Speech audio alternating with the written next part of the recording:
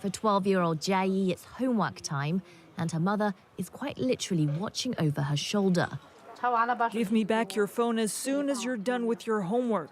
Let me know, okay? It's not for playing with. Even when they're not in the same room, she keeps a close eye on what her daughter's doing. I check what she's up to by looking at how much data she's using. If she's used a lot, that means it was spent on video games. It's necessary because children have no self-discipline. Mao Luyin works in a factory. She wants her daughter to succeed in her studies. This means no distractions, just 30 minutes online a day and only for schoolwork. She's eager for the new internet restrictions. I totally agree with these new rules. Lots of parents are relieved that they don't have to supervise their kids about this anymore. If she becomes addicted to the internet, then she'd fall behind with her studies. That worries me a lot.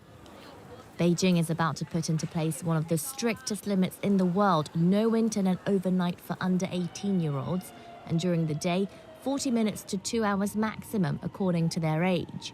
For Chinese authorities, internet addiction is a plague that must be eradicated.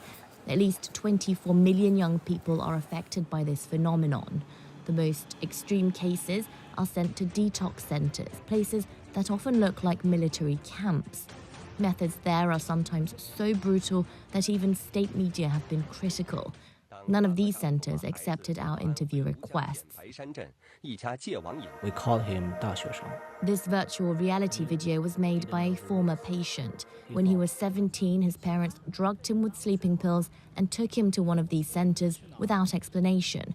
Once there, he was subjected to physical and psychological abuse. The patient can be locked in a dark room for several days, weeks, or even months, without being able to communicate with anyone. They're left alone to write self-criticism. Mentian was released after 1 month. According to him, patients are not only locked up for internet addiction.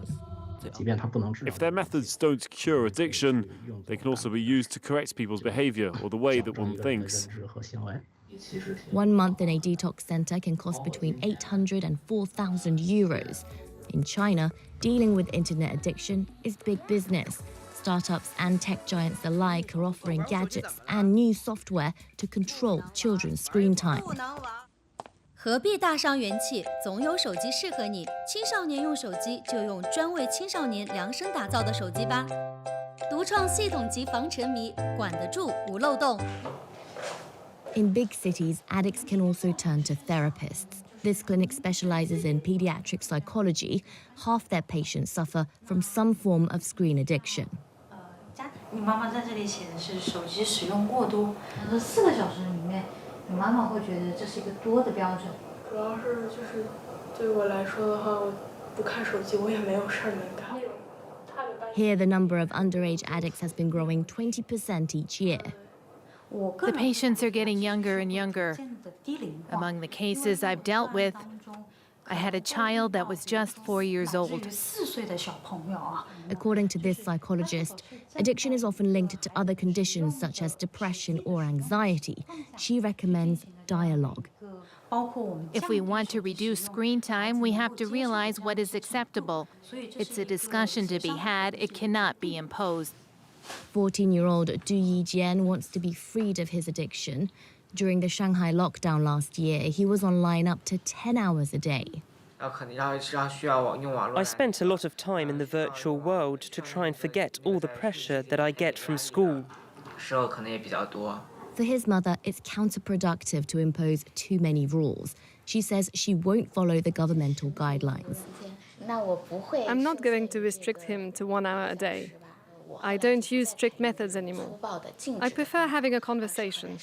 And now I know that when he's online too much, it's his cry for help.